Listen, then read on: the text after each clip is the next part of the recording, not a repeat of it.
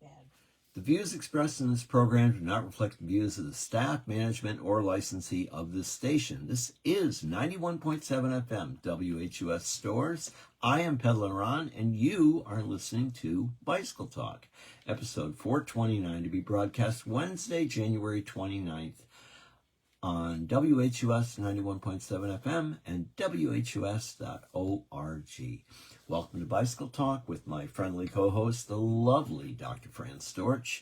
If you are watching on Facebook Live, please feel free to comment. We should be able to respond. Bicycle Talk is a show where we talk about bicycles, bicycle culture, bicycle advocacy, the upcoming news in cycling, bicycle business, and the bicycle calendar. If you have a comment or you'd like to contribute information to the show and are listening right now on Facebook Live, you can comment right down here below, or if you're listening to an audio file, you can send me an email at bicycletalk1@gmail.com. You can listen to past episodes of Bicycle Talk on WHUS.org, iTunes, Spotify, and on my Bicycle Talk YouTube channel. Ron's Rant of the Week. Oh, things are changing in Washington, D.C. Yeah, it's happening. Senate committee voted unanimously to advance reality show and Fox News host Sean Duffy to nominate him as transportation secretary after the former Wisconsin congressman reassured Democrats that he will make traffic safety a priority and expedite projects funded by the Biden administration. Time will tell. Just who we need to replace Pete Buttigieg. Anyway, he's got 9 kids but doesn't ride a bicycle as far as I can see. Anyone out there have any information on him? Let me know. I'm dying to hear it. I smell a rat. Anybody who needs to get lots and lots of attention on a reality TV show makes me concerned. And it seems like a lot of the new people that are coming in are all from television. What's with that? I guess I am on Facebook Live, so I'm sort of doing that. But anyway, moving on. On a positive side, another positive thumbs up to YouTube. I watched number 11 and number 12 of the UCI Cyclocross Worlds yesterday. One was on Saturday, one was on Sunday. Belgium it was the Netherlands and also Belgium. We had a couple of different races, two different days. Mudfests, total mudfests. The first one, an incredible mudfest. Oh my God, it was so deep in mud that you could not recognize the faces of the riders when they were crossing the finish line. It was just a mess. And a lot of riders took, face plants in the mud over the handlebars. If you like watching that sort of thing, I highly recommend it. And again, giant thumbs up to YouTube because free is good for me. That works really good. Coming up this weekend, here we go. The UCI Cyclocross World Championships in Livigno, France. So anyway, we'll have a little bit more in the show on that. Mechanical Minute and Ron's tip for the week. Back in around the first of the year, I had found the top 10 cycling innovations that weren't like the others in 2024, and I continue to investigate them, and I'll just give you a few of them here and there. But how much would you pay to know what your tire pressure is on your bicycle and being able to read it on your computer? Overkill? I think it's overkill. Anyway, there is a sensor from a company called Outrider, and you can put these things onto your tire valves and they will communicate to your Garmin or your Wahoo or maybe even your iPhone or your Android phone app, and you can know what your tire pressure is. Why you would want to know this, I don't know. I generally pump my tires up before I leave the house, so I know what my tire pressure is. I don't have to have it on my computer to know. And Outrider has a planned retail as soon as they reach production. They have a planned retail price of $80 for this thing. No. So anyway, we're going to skip over that. But also, it says here, those who wish to shop around might also check PSICLE, Bicycle, Tire Wiz, and AirSpy, all of which are installed outside of the tire on the valve stem. And should you be running tubed tires, there's a sensor packing turbo MTB PSENS inner tube. Who knows? I don't know. Personally, overkill and a waste of good money. For $80, I can buy a lot of food, and that food is my fuel, and that's how I ride my bike, and that's a good thing, right? It's a good thing. Anyway, and finally, as we are wasting our money on gadgetry and wonderful things that you can do for you and your bicycle, Shimano has been granted a U.S. patent on a wireless electronic cleat system for cycling shoes. Really? You gotta be kidding me. The system is used to adjust the position of the shoe relative to your pedals as you ride. So, we've got electronic shifting, right? And we know that auto adjusts for you, which is kind of a cool thing. That part I like, because the front derailleur, you never get front derailleur rub because of electronic shifting. I'll give them some credit there. But my cleats, I don't want my cleats moving for any reason whatsoever. I want them fixed firmly to the bottom of my shoe, and I want to know that they're going to stay there. But the idea here is just that these generate data which determines and automatically moves you to an optimum shoe position. Manual adjustment is also possible. That's a big sigh, folks. That's a really big sigh. So I looked at it because, it's intriguing, I guess. So it says here in the article, do we need such a thing?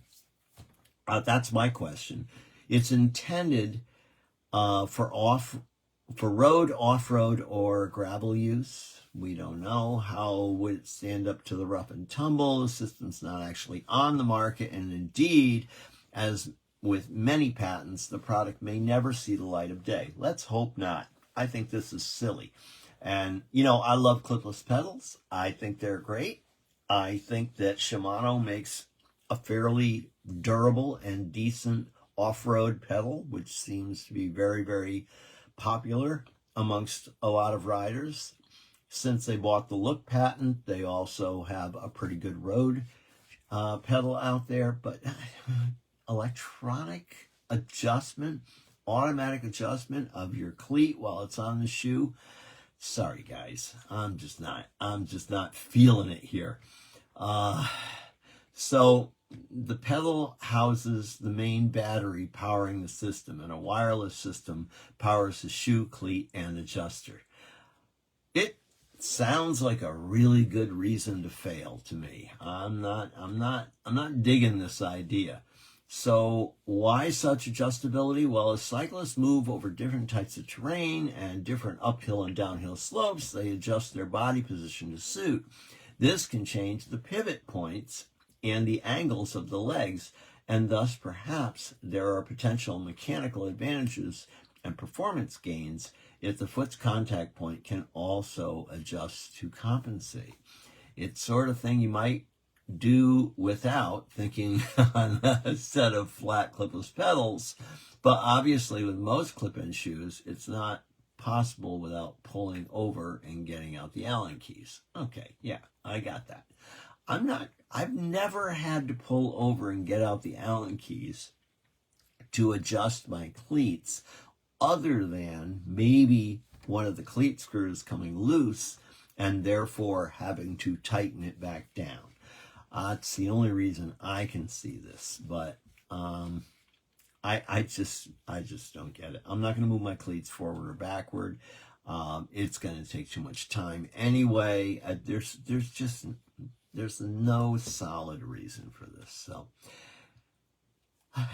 anyway, they contacted Shimano for comment, and the response was predictable. Shimano is is constantly in development of new products, but does not comment on rumors, innuendo, or speculation about products, whether they are in development or not. So what are your thoughts about this? That's my question. I think it's silly. Anyway, you know that. I have opinions here. I am peddling around. Of course I have opinions here. I just thought this was silly. Let's move on into the show. That's all I have for mechanical moments, I'll call them, on that one. So bicycle retail and industry news. Let's see here. Where is it here? They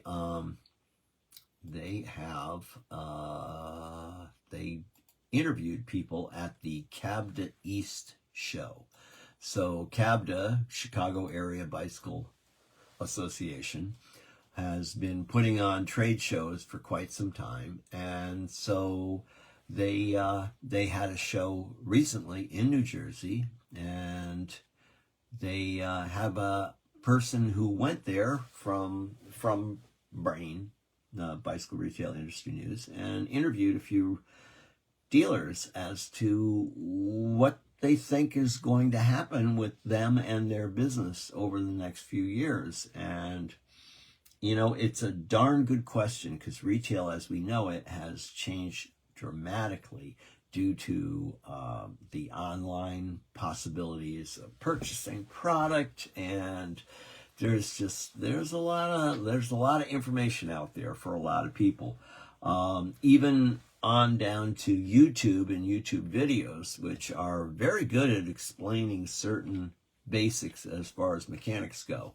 So I think that there's definitely there's definitely a bonus there as far as what we can get for current information. But again, and I will say it over and over and over, never discount the quality and the importance of your local bike shop, should you still have a local bike shop. And they are diminishing. It's sort of a problem. But there are other places like Eric Leas from Casa Bikes and Outdoor Gear in Cambridge, Mass. And they have paid attention to this e-bike thing, and they're doing quite well with it. So Eric says they're going to stay on course for 2025 with core brands. They've only been open for a couple of years, but they lean heavily on Rad, Velotric, and Electric. And yes, they are all dealer to consumer brands, but they have agreements with both service and supply with them. They're going to continue going forward and going to push harder into the family cycling end of things. I think that's a good move. Family cycling is really where it's at. Family cycling is where it begins. It's when you get your kids on bikes, get them going, get them enthusiastic about it. Maybe they get so enthusiastic about it that they want to get involved in a development system, which is available in some states. We have one here in Connecticut Cycling Advancement Program. Very, very good. And so, yeah, get your kids on bikes, man. Remember when you were a kid and you were on your bike and how much fun it was and how you got around? And, it's important. It's really, really important. Don't let your kids ever forget about what it's like to ride a bike. That independence, that first day that you get out on your bike when you're a kid and mom or dad lets go of the back of the seat and you're off and you're pedaling on your own and you think they're still there, but they're not. And I remember that day. It's a very, day. very clearly. Everyone remembers that day very clearly. Yep. I have a story for it. Fran has a story for it. We all feel, that it's just a really special time in your life when you get that to happen. And if you haven't put your kids on bikes yet and you're listening to this radio show or podcast, will you please understand that this could be one of the most important things you do for your child. It's very, very good. So a family cyclist, as Eric names it, is someone who carries at least one kid on their bike and who replaces a vehicle, usually a car, with a bicycle. They don't have to replace all their cars, but they have to replace one car, and they use the bike to do those little rides that used to be in a car 4 or 5 miles, and they usually end up getting other friends and family members into that. So all this shop does is e-bikes. They carry they carry different brands and different types of e-bikes, but as I've talked about on this show before, you can get some amazing e-bikes that are family car oriented. I like to call it the family car oriented thing, where you get a trike or even a quad type bicycle that has an e-motor on it, so you can put the kids into a contained area that's very, very safe. It also gives you the ability and the possibility of going shopping with this and really using it like you use your car, except without the huge expense of a car. And then also being able to actually, bring it home at night, plug it into the wall, charge it up. Maybe you're using solar to do that, so you're getting an advantage there. There's a lot of great things that are happening with these e-bikes that are out there. And so this shop has specialized in that. So as I move on, he mentions here as Boston rents continue to increase, it's been driving family cycling because you can't afford to have a house and a car at the same time, which isn't a positive, but it's positive for their business. And maybe it is a positive. Let's look at this. I know a number of people that live in cities, and I know a number of people that have made that decision to move into a city, and that decision has been primarily because of financial reasons, also work reasons, but it's a huge bonus because the car is an anchor. It is something that at least when you buy a house or a condo, or you're actually getting something back from what you've done, whereas the car just depreciates and costs you money, and depreciates more and costs you more money. And the bicycle, on the other hand, if well kept and good quality, can last you for many, many years, and also gives you all the benefits of the health and the fitness and the lifestyle. It's all a beautiful thing. So what you can get now for, like say $1,500 is now better than what you could get for $3,000 10 years ago. So you can really, that's not going to get you a great e-bike, but it will get you something you can start out with, and it will give you years of transportation. And to have that little extra motor is kind of a handy thing, especially if you live in a really hilly area, or if you're trying to transport more than just yourself. I find that an e-bike with a trailer on the back, you can do a lot. You can do a whole lot with that. So it's kind of a neat thing. So anyway, their Rutland City Bikes in Rutland, Vermont was also interviewed. And they had a Yamaha dealership, which Yamaha was making these really nice, reasonably priced e-bikes, and they have recently pulled out of the U.S. market. So this gentleman went there to shop for another e-bike company, because that's what you do at bike shows. You look for what you can bring into your store, and you look to talk to people that are like-minded and learn as much as you can. It's like a big conference kind of thing too at the same time. These folks were concerned. This is Sue Mandel and JT from Rutland City Bikes in Rutland, Vermont. Shout out to you if you happen to catch this podcast. I'm just pulling this off of brain.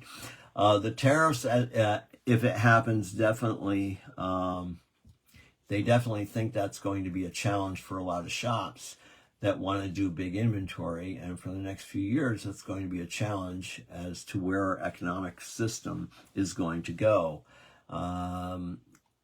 You know, there's still always repairs, and repairs are, you can't tariff a repair. You can't really do that. So as long as people continue to ride bicycles and continue to use them to an extent where they need to get fixed, you can always run a nice repair business. What someone told me when I got into the bike business, which was, you know, like centuries ago now, for those of you who know me, I've been at this for a long, long time. It was explained to me by someone within the industry that the bicycle was basically inflation proof and economy proof, and you know, as things change, the bicycle becomes either more or less important, but it's always there. And I tend to feel that way, and I know that it has become a lot more challenging for a lot of dealers out there as they're trying to keep the proper personnel in place in their stores. That's a big one right there. Where do you find a good bike mechanic these days? It's they're getting harder and harder to find, because it's not really a place that a well-trained technician is going to get a big career out of. So that tends to be a bit of a problem. You know, if you take a look at some of the other industries that are growing around, even the fact that tech schools have started to see an increase in kids going to tech schools and learning a trade, those trades don't have anything to do with bicycles, because the pay scale's not there. You know, you do bikes because you love bikes. That's why I did bikes. That's what got me into it. And so that tends to be the reasoning behind it, and why a lot of us got involved in the industry to begin with. We were also supporting our habit, and our habit wasn't really, it wasn't drug related, it was equipment related, and we needed to get product for, you know, as the least amount of money as possible. So getting parts wholesale to fix your bike and keep your bike on the road was always an advantage to that sort of thing. So it really comes down to, I had a gentleman that came to me many years ago. He was looking at buying a bicycle store, and that had gone out of business because the owner had passed, and he was talking with the owner's sister about buying the store. And I looked at him and I said, why in the world do you want to get involved in the bike business? I said, there's really not a lot of money here. And he said, well, I really like to ride my bike. And I said, well, that's we all love to do that. And that's how we all got suckered into this. We all like to ride our bikes, which is good, but it's not always the best reason business-wise to get into a business, because now you're putting emotion before business, and that's a kind of a rough road that you're going to partake. But that was it. He wanted to do that, and he also had a couple of teenage daughters, and he had been in corporate America and was missing his daughters growing up, and he said, I want to get to know my family again, and this is the best way I can see to do it, because I love to ride my bike. And that's what he did. So he bought the bike shop.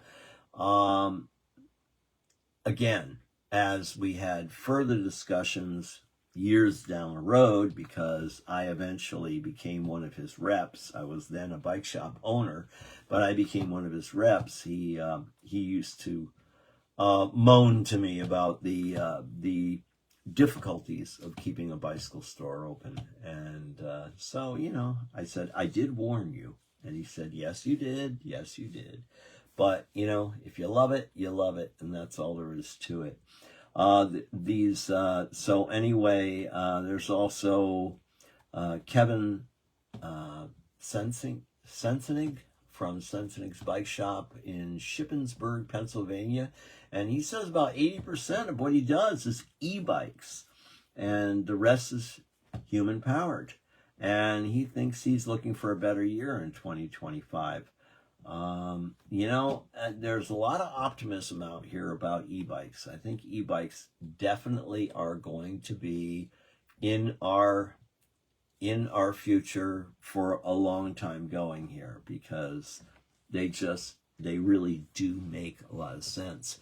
Lila Everett from Northampton Bicycle up in Northampton, Mass. I used to call on that shop. She's looking forward to turning more new product. They've done a pretty good job of selling what's on sale, but now she's hoping to bring in more stuff that's more interesting and just getting new stuff in the shop, because we've had all the same stuff for a year and a half. Probably not going to hire new people this year. We will stick with the crew we have and work a little harder. I'm hoping margins return because it was dim in 2023. Last year was better, and I hope 2025 will be even better on margins. Without margins, can't pay the rent. Without being able to get the amount of money that you deserve when you're selling a product, it makes it really hard to do other things like pay for insurance, pay for your employees, all that. Running a business is a very, very challenging thing. I had absolutely no background in business other than working in a bike shop before I opened my own store, and people would say, so Ron, where did you go to college? And I didn't go to college. I went to business school. And they look at me funny, and I would say, yeah, I own a bike shop. And that's how I learned. Everything I learned is by doing that. And you learn a lot. I'm not saying it's a bad place to go. I think it's really good. So she says, as for 2025 trends, e-bikes are, of course, always on the up and up. They've taken over more than half of our business at this point, which she feels is insane. And I know that because Northampton Bicycle Shop was and still is, I think they still have a racing team out of there. I think they're definitely a road shop, or had been a road shop for a long time. And so, yeah, it's kind of a crazy thing when you see that, yeah, you're still able to sell some high-end product out of your store, but the place you're making your money is going to be always on repairs. And now it looks like the volume of business is going to come from e-bikes rather than from traditional bicycles. People like their motors. We are in the United States, and people really like their motors. So she's very optimistic, and she thinks it's going to be a good year, and they're going to, kick some butt. So we'll see. There's a gentleman here, Thomas Kukayas, from Valley Stream Bicycle in Lynbrook, New York, and he expects another great year. He's been having better years every year. 2024 was a great year. In 2 months, he'll be starting his 33rd year of owning a store. So here's a guy that stuck around and stayed with it for a while. And 33 years is a long time to own a bike shop. Believe me, I lasted for 15 of those years. I stayed in the industry for 44 years.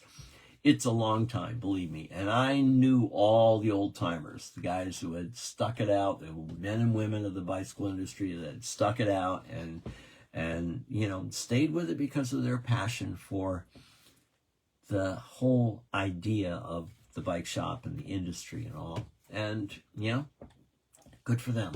Good for them. And a big shout out. Hey, a big shout out to Deb at Bicycles East. Happy birthday, Deb. If you happen to be listening to this today, I see it's your birthday. So that's kind of a cool thing. Although birthdays are not something I like to celebrate quite as much as I used to, but I am about to clean another decade here this year. So we shall see. And moving forward, there's a gentleman here from Hershey Cycles in Hershey, Pennsylvania, And where he's going in 2025 should be a continuation of what they've been building for the last couple of years. And he sees a big trend in step-through comfort e-bikes and step-through analog bikes, he calls them. That's funny, analog. We are a family-oriented shop, so we go through a ton of those. And if you don't know what a step-through is, years ago, we used to have something called a mixed T frame or a ladies frame. And then those of us in the industry that saw people who were less talented at swinging their leg over the top tube of a bicycle because of various reasons, could be age, could be a physical difficulty, whatever, we now call them step-through bicycles because they're much easier to get onto because you don't have to swing your leg over the top. And so that's a good thing. This gentleman also says he's pushing a little more into mountain bikes, and they'll try to have a more well-rounded fleet of demo bikes that customers can try. Demos are important. They make a big difference. I'm going to throw another thing out there. If you happen to be listening to this, this is Tony Stagliano of Hershey Cycles. Get some demo trailers in your store too. You will be surprised. Trailers are, I rarely sold a child carrier in my store. If I did, it was probably because a customer demanded it versus me encouraging it, because I don't think that child carriers are very safe. I sold a lot of trailers, and trailers to me are the safe way to carry a child with you if you want to take a child with you, but then they have so many other benefits. You can go shopping with them. You can put groceries in them. You can, I did this one day, it's very funny. I've got right now, currently in my fleet of trailers, my own personal fleet of trailers, I have 3. And 2 of them were reclaimed from the local landfill, and which is, they don't call landfill anymore, called transfer station. But I did recover them from there because people were throwing out perfectly good trailers, and I find I don't understand that, because you can repurpose the trailer. I made one into a flatbed, and that trailer is the one I use if I need to go to the lumber yard and I need to pick up some 2x4s, or I need to put something big and bulky on it that I need a flat surface, and I don't want to have a soft bottom trailer to do that. So I built a platform for it, and I use it for that. And I went to the local big box lumber store, whatever you want to call it, a couple years ago, and I rolled in there with my trailer, and I'm loading it up after I got done, and people are just, I drew a crowd, let's put it that way. Totally drew a crowd. Everybody's looking, going, you're not gonna ride back home with that, are you? I said, I'm 3.5 miles from here. Of course I am. No problem whatsoever. I can do this. And they were just like amazed. Who needs a pickup truck? So, by the way, I do have a full-size trailer that I can pull behind a motorized vehicle too, for other times when you need bigger items to do that. That's for sure. But you'd be surprised what you can put on a bicycle trailer. And all you have to do is take one of those trailers, which, again, these were no cost to me because they were being discarded at the local transfer station, and just convert it over. So the cost is nothing. The effort is all you have to put into it. And that is okay, this trailer weighs a lot now and I'm going to have to pull it. But most of those trailers can handle 100 pounds, if not probably a little more. I will admit that I have pressed the limits on an old Burley trailer that I have that, I actually converted over. And you can put a lot of weight in those. But anyway, so trailers too. If you're going to have demos, have a trailer in stock that's a demo. People will buy them like crazy if you have a demo. That's what I found. So that's another good thing. So anyway, that was a little survey of people that went to the Cab to East show, and bicycle dealers that are still at it, still making some money in the bicycle business, still very, very happy with being there and doing what they do. So a tip of the cycling cap to you guys, because I tell you, I did it for a long time, and I can tell you, you are not in an easy business, but we need you. We need you badly. So support your local bike shop. I'll say it more than not. Make yourself friendly at your local bike shop. Make friends with the people who work there. They're passionate about what they do. They're not there because it was a great business model to get involved with. They're there because they love what they do. And chances are they love to ride their bikes. Chances are that maybe some of the people that are working there rode their bike into work that day. Chances are that after they get done with their day working on bicycles and talking to people about bicycles, they're going out for a ride afterwards.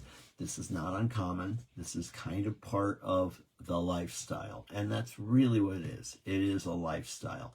But it's fun. And I spent 44 years there. And I can't say it was bad. I can say only good things about it, because here I am today, still talking about bicycles, still getting people enthused about cycling, still teaching indoor cycling classes, which I've been doing for over 20 years now, and still going to town meetings and, talking the good talk about why we need more bike lanes and why we need more protected lanes out there. So, yeah, it's a good thing. It's good for all of us. So, anyway. Speaking of protected bike lanes, this is great. A new study by an NYU researcher shows that a type of protest invented in San Francisco has helped get protected bike lanes constructed in North America and beyond. This was on Streets blog, and it is so cool. What they did, all right, they, let's see if I got this, make sure I get this gentleman here. This is the world's first people-protected bike lane demonstration, Golden Gate Avenue, San Francisco in 2017. And yeah, you know what it is?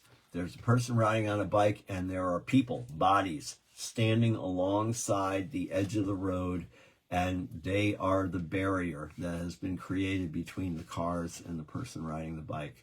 It's a protest. It's a demonstration. That's exactly what they're doing here, but very, very, very effective. Because when what are they protesting? There's no protected bike lane here. It's an open bike lane, and what they're protesting is they're opening up the visibility to the cars that these people that are on bikes need to be protected. They're making like a human shield, basically, is what they're doing.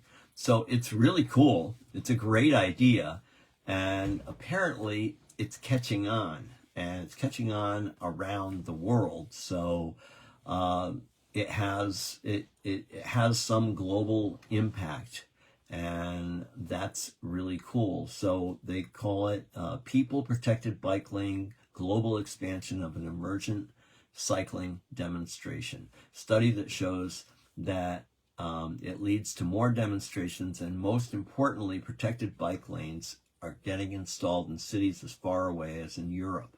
The genius of the People Protected Bike Lane demonstrations is the very nature of the protest conveys the message of the protest. Because of that, images of PPBLs in San Francisco were quickly picked up in mainstream media and distributed far and wide on social media. Advocates in other cities then copied the idea. It happened in DC, it happened in Chicago, and this author of this particular story found 55 demonstrations in 25 different cities and 11 different countries. Pretty cool stuff. So yeah, it's going to require some organization. Yeah, there is a bit of a risk involved here for sure. but if you make sure that you put everybody in brightly clad, similar clothing, I would dress everyone the same way with a bright neon t-shirt or something like that.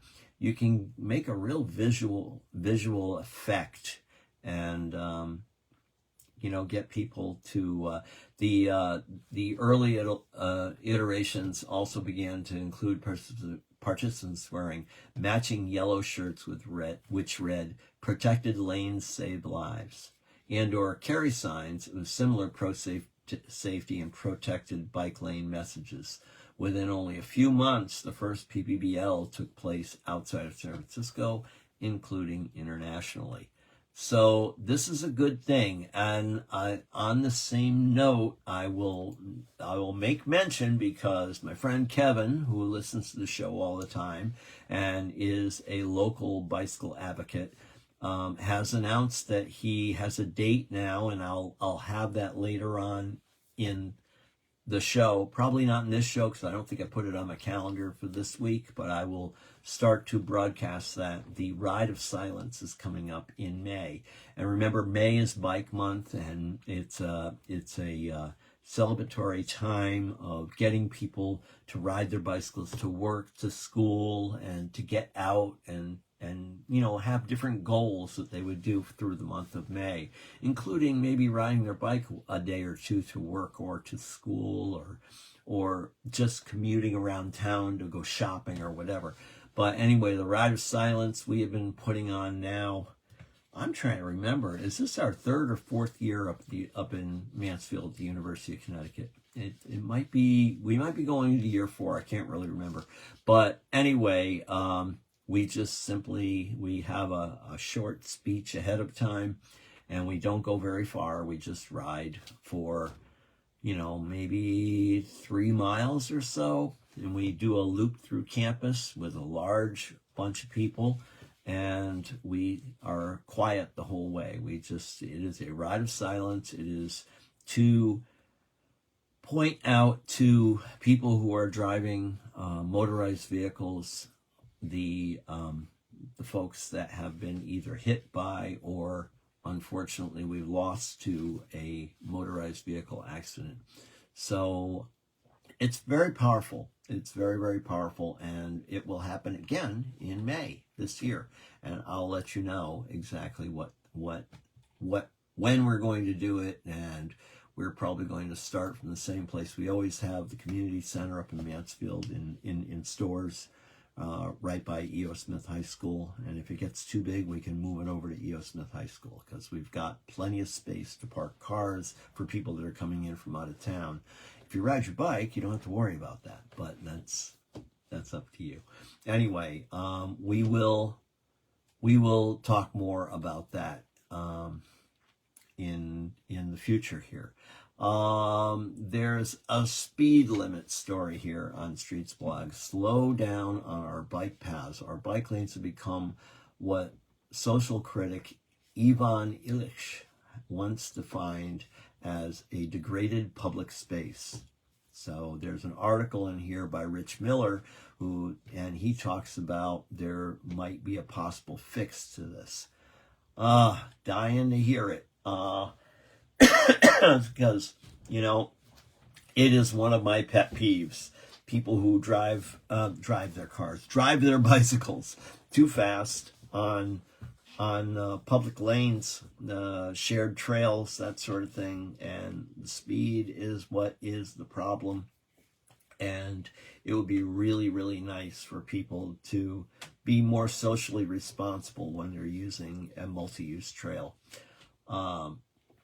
So the degradation is not just a question of injury statistics, which show that electric mobility, micromobility, causes only a small percentage of street injuries. According to the city, e-bikes, stand-up scooters, and mopeds account for 1.8% of the 449 pedestrian fatalities between 2020 and 2023, and roughly 4.5% of the 28,000 pedestrian injuries over the same period. In other words, car and truck drivers caused 98% of the fatalities and 96% of the injuries. But while it's a relatively small amount, we have problems with collisions on bike paths.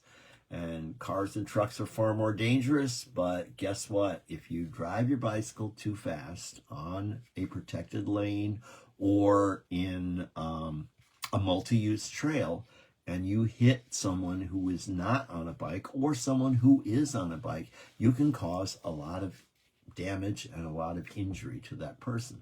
So, you know, we finally are getting these great trails. We are finally getting the ability to ride in a safe place, and then we ride unsafe. Slow down. If you want to go fast, if that's your game, if that's what it's all about your average speed, you don't belong on a bike path. You just don't belong there. If you want to go fast and your average speed is more important to you than anything else, get out on the road where you belong. You're not a motorized vehicle, you're a vehicle. And you should be out there where other vehicles are going fast. And I know it's a higher risk for you, but to risk someone else's life who is looking for protection by being on a bike lane it's not cool. That's all. That's basically it. It's not cool.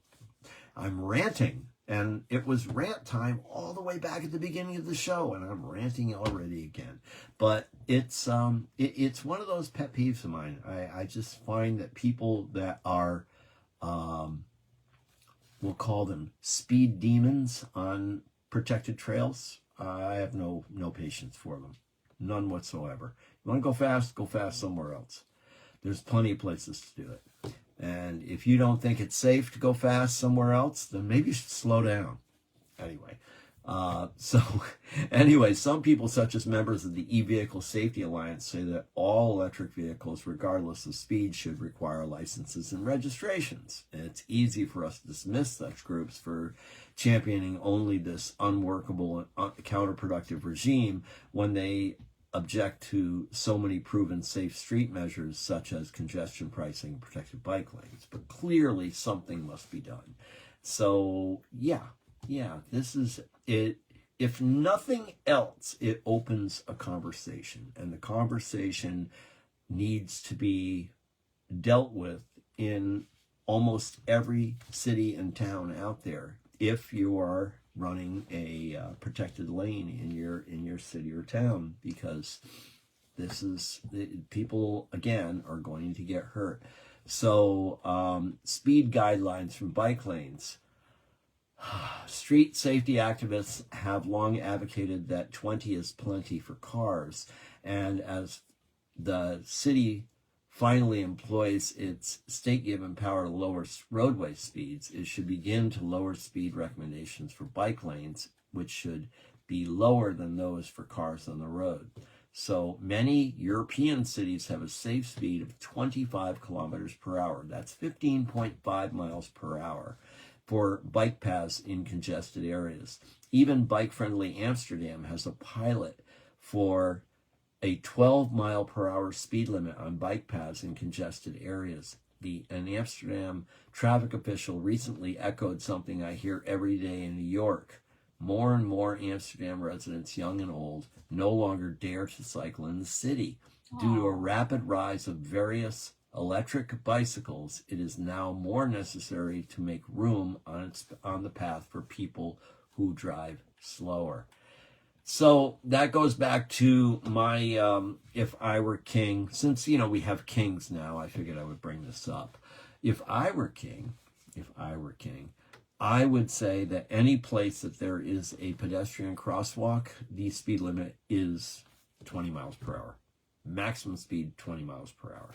And that would drastically reduce the number of pedestrian fatalities that we have going on, especially in this state. It's really gotten bad.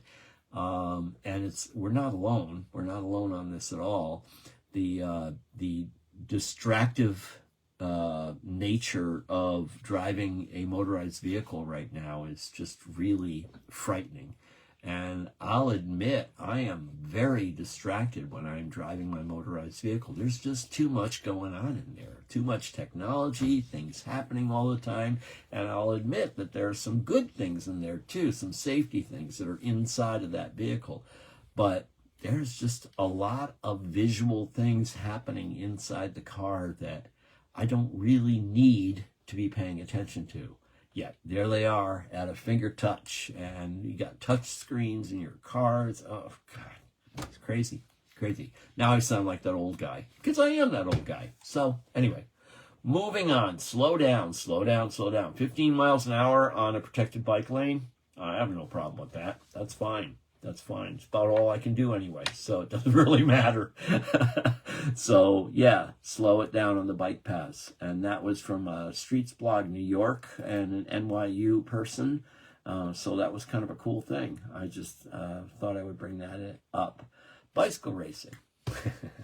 Yeah, here we go. Race results. The Tour Down Under is over as of yesterday. The Tour Down Under is over. Yes, it's in Australia. And it is the beginning of the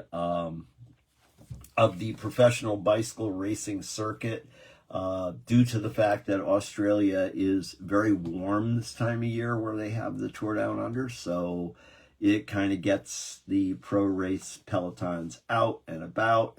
For those that don't want to race cyclocross, they can race in a road race. And the winner of the race was Jonathan Narvaez from the UAE Team Emirates. Sam Welsford won the sprint jersey from Red Bull Bora Hansgrohe. The EFEX King of the Mountain jersey was Fergus Browning from the ARA Australian Cycling Team, and the Zwift Young Rider jersey went to Albert Withen of Philipson Lidl Trek, Lidl, that's Lidl, I think, Trek. And the most competitive rider was Casper Peterson from Quickstep. So anyway, that's it. That's what it was. And it's over. It was only a few, 6 days, 7 days? I can't remember. Not that long. But then there's all sorts of other things going on right now, of course, and that is cyclocross, because we are 1 week away from the World Cyclocross Championships. I've been watching a lot of these races, as I told you, on YouTube. They're free. I got to see Wout van Aert pop his face into the crowd, and I got to see his face go forward right into a giant mud blotch. I mean, it's unbelievable. So Van Aert has made a surprise decision to challenge Mathieu van der Poel at the Cyclocross World Champions. Well, after the race that you were in, the last race I watched you in, you need another minute and 15 seconds. Unbelievable. Lucinda Brand has dominated the World Cup Series in the women's end of things, but Mathieu van der Poel, wow, Mathieu van der Poel. He has competed in, there were 12 races, and he has competed in, I think, 5 of them. The last 2 were the two before the last weekend. And 5 or 6, I can't remember, but he's won them all. And not just won them handily. So Mathieu van der Poel is putting out the wattage that we would only expect from Mathieu van der Poel. To watch him carve through mud is pure beauty. It really is. I've never seen anything like it.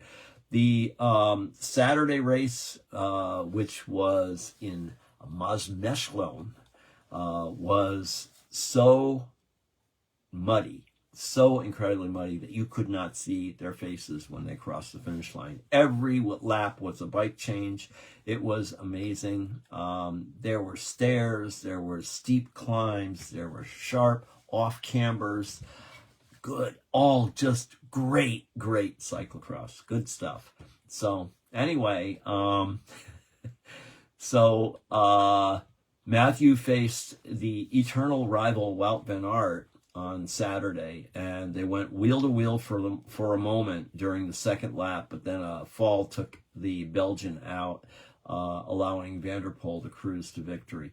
It took his front wheel dove into very deep mud and just got consumed by the mud bog that he went into, and he went flying over the front of the bars. Great stuff if you like watching a lot of crash and burns, because there were a lot of crash and burns. And Van Aert he's gonna stay in. He says here that Van Aert will ride Cyclocross Worlds after Van der Poel scores crushing weekend double. We'll keep our eyes on that. The events this weekend, the 31st of January through the 2nd of February, the World Cyclocross Championships. On February 9th, our friends over at Airline Cycles are doing Fatty Cross at Haddam Neck, and they had a little over 100 people show up to the last one, so it's still going. And on March 2nd through the 24th, on the weekends, there will be the Frozen 4 training series for all your road racing fans who want to get into a little Connecticut road race, training race thing. The National Bike Summit is March 11th through the 13th at the JFK Memorial Library in Washington, D.C. And one of our favorites here, the Natchog Epic, will be on March 23rd, Thompson, Connecticut, 82-mile, 60-mile, 48-mile, 32-mile, and 10-mile gravel rides. Well attended, unbelievably well attended last year. 800 people signed up for it. If you're not signed up yet, go to Bike Reg and do that, because it's coming, and it's coming real soon. And I guarantee you there will be good mud. If you like mud, there will be mud on various dirt roads. There will be difficult dirt roads. There will also be very few cars, because it's the quiet corner. Shh, don't tell anyone unless they ride a bike. They can come and play anytime they want. So it's 2025. You're going to ride more miles? You're going to ride or commute to work or around town? Are you looking for better fitness? Or are you simply enjoying your bike rides that you take by just slowing down and, smelling the roses? When the roses come up, of course. I'll say it again. It won't be my last time. We got to get loud. We got to get active. Our time has come. We got to stop complaining about traffic, dangerous roads, the price of gas, lack of places to safely ride your bicycle, and make a stand. Show up to town meetings. Show up and let people know how important it is to have safe places to ride your bike. And take the Pedal and Run Challenge. Consider parking your car for just a day and ride your bike instead. You just might surprise yourself. The views expressed in this program do not reflect the views of the staff, management, or licensee of this station. You have been listening to Bicycle Talk with my friendly co-host, the lovely Dr. Fran Storch. If you're watching on Facebook Live, feel free to comment. You can send me an email to bicycletalk, the numeral 1, @gmail.com. You can listen to past episodes of Bicycle Talk on WHUS.org, iTunes, Spotify, and now on my Bicycle Talk YouTube channel. If you want to contribute information to the show, drop me an email. This is Pedal and Run. Remember, keep that rubber side down, the wind at your back. Get out and ride your bike. It really could save your life. This is 91.7 FM, WHUS Stores, and WHUS.org. Thanks for listening.